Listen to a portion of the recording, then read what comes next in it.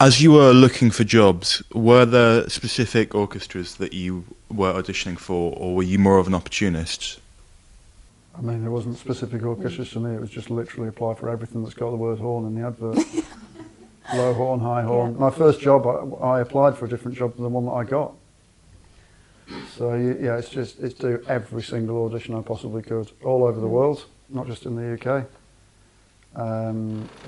Trying to turn each audition into a positive experience in terms of going to places that I didn't know, get there in loads of time, have a look around the town, preparing the repertoire, just enjoying learning the pieces. I mean, you know, trying to really love the music that you're playing at all times. That's the best thing that we can do anyway, but particularly in an audition.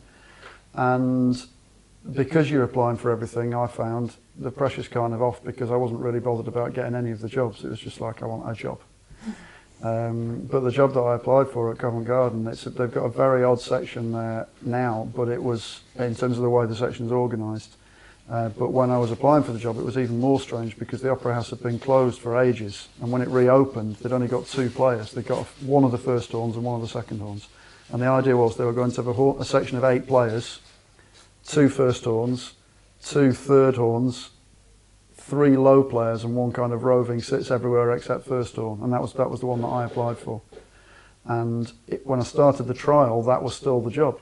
And then during the trial process, the whole thing kind of mutated, and they decided they were going to have a pool of low players who were going to do 4 jobs between 3 of them. And then so there was just this kind of extra, we need another third horn, well, you can do that then.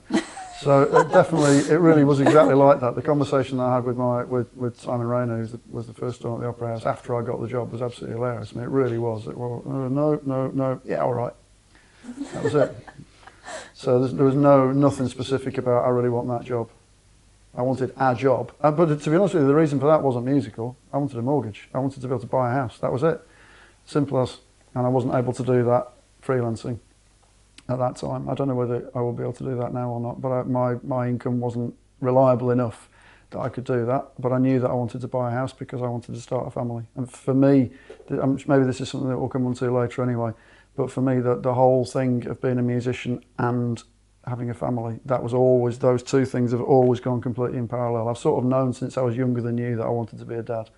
And so for me, that was the end point, and setting up things that were going to make that possible, and having a job was going to be one of those. And so there was a kind of single-minded thing about that, which was slightly separate from the horn playing, but horn playing was going to be the way that happened. But it definitely wasn't applying for a specific job. Yeah, and you know, you could want to be in a certain orchestra, but if nobody retires or leaves, then what can you do about it? So I think you just have to see what comes up. And, you know, the music world is small enough anyway that everybody sort of knows everybody anyway. And, you know, even when you're in an orchestra, you can still go and play other places and stuff, and which is fun. Go and meet old friends like these guys. And, yeah, so I think if you're that specific, then that job might not come up for 20 years. And what do you do in the meantime? So just look around for anything. And these days it's easy, it's all there on the internet. You don't have to look in a paper or something to see when... Second to last page of the Daily Telegraph. Exactly, you don't have to do all of that. Yeah, it's all about taking opportunities when they come along and creating them when they're not there.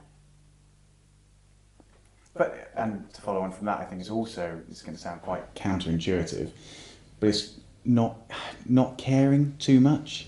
And I don't mean that like not care that you play well or whatever it is, but I think because I was lucky, the 2 jobs I've had, I got very early on when I was a lot young, and I didn't really expect to get them, I don't think. So, 2 auditions, I didn't pile lots of pressure on myself.